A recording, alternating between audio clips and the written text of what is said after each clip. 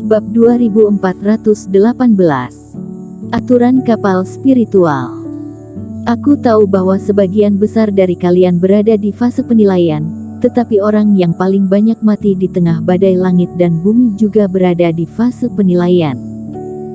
Benji Dai menyapu tatapannya dan berbicara dengan perlahan.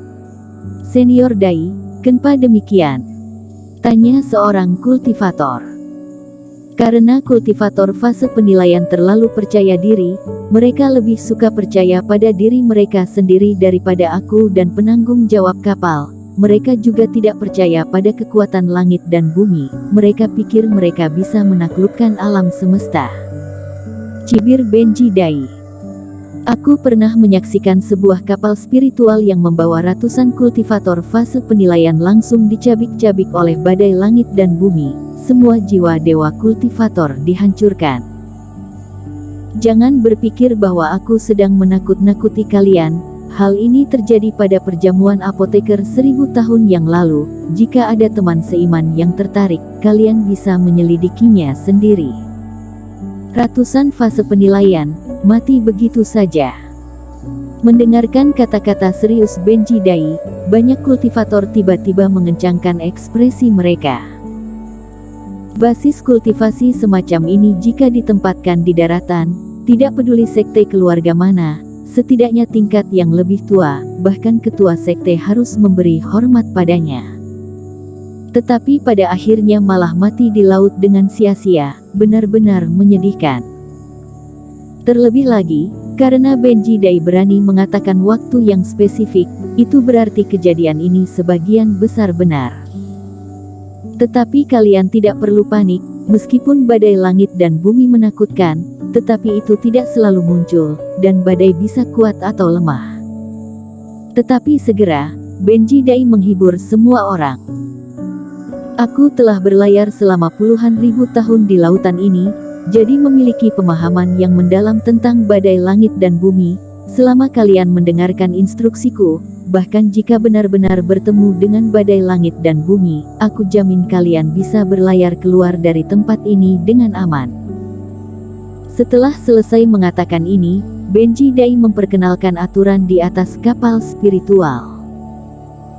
Misalnya, kultivator tidak boleh berperang di kapal spiritual, atau membuat suasana berdarah di dalam kapal.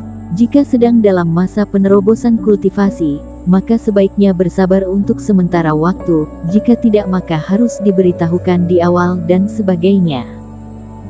Semuanya, poin terakhir yang harus kusampaikan adalah jika tidak ada keperluan, tolong jangan tinggalkan kapal spiritual sesuka hati.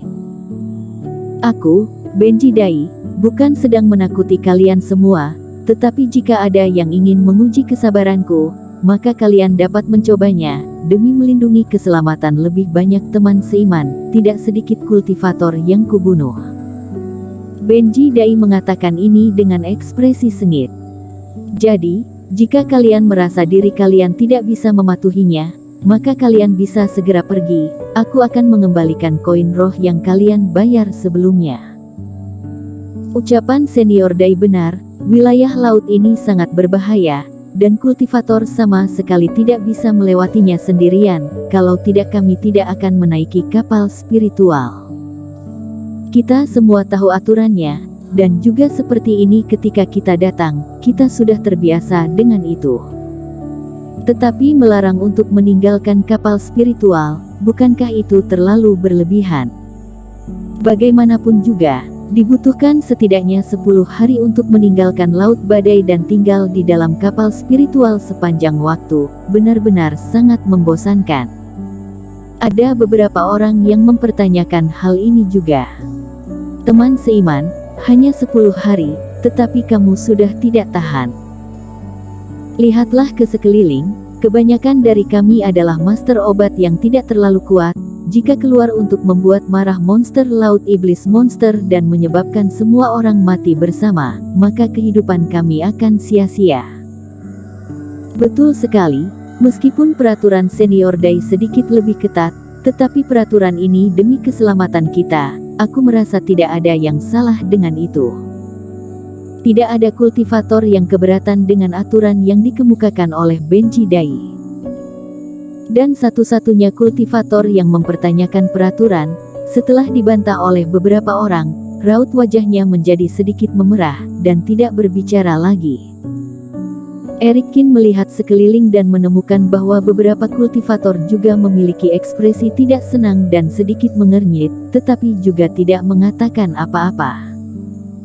Ketika ide tertentu lebih unggul, bahkan jika orang lain memiliki ide yang berbeda, mereka sering tidak menunjukkannya.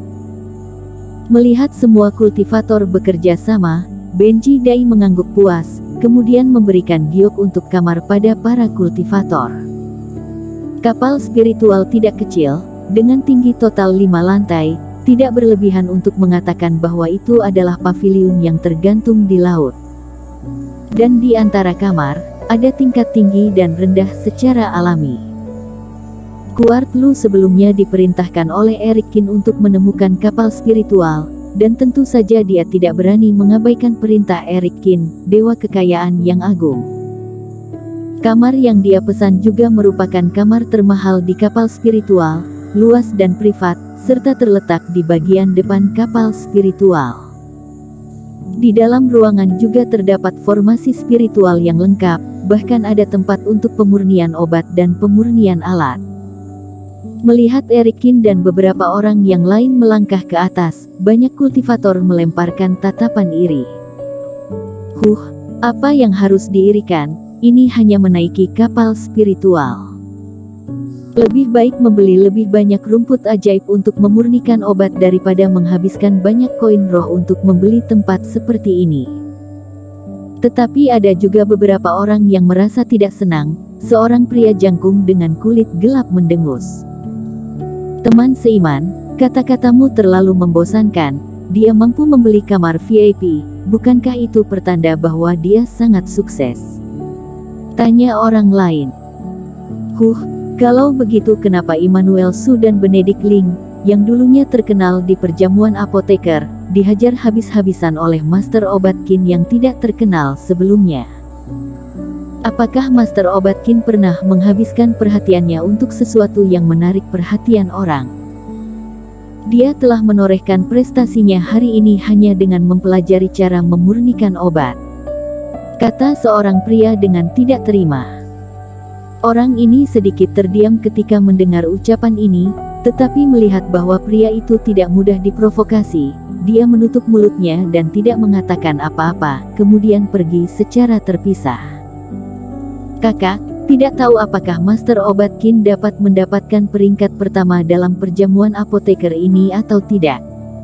Di samping pria itu, seorang kultivator muda mau tak mau berkata, pasti tidak masalah, jenius yang kuat ini selalu menyendiri dan tidak menempatkan kita semua yang merupakan pelatihan tanpa partai di dalam mata mereka. Bagaimana mereka bisa tahu bahwa kita 10 kali lebih bekerja keras dari mereka? Kata pria itu dengan percaya diri.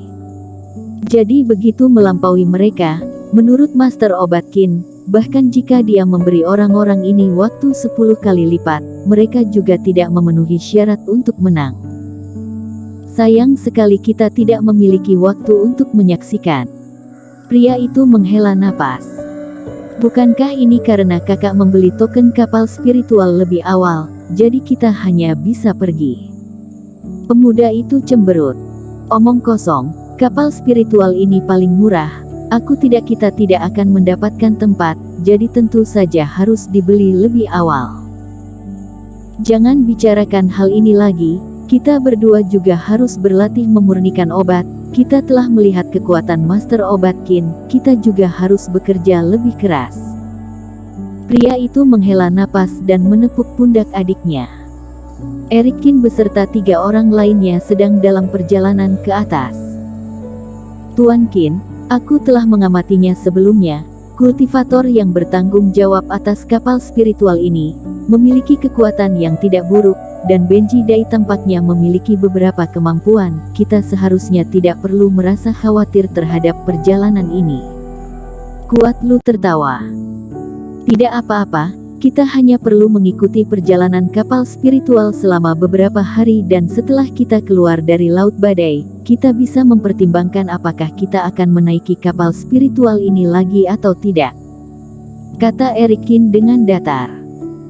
Berbeda dengan kapal spiritual dari lain, kebanyakan master obat tidak memiliki kekuatan tempur atau ilmu sihirnya rata-rata.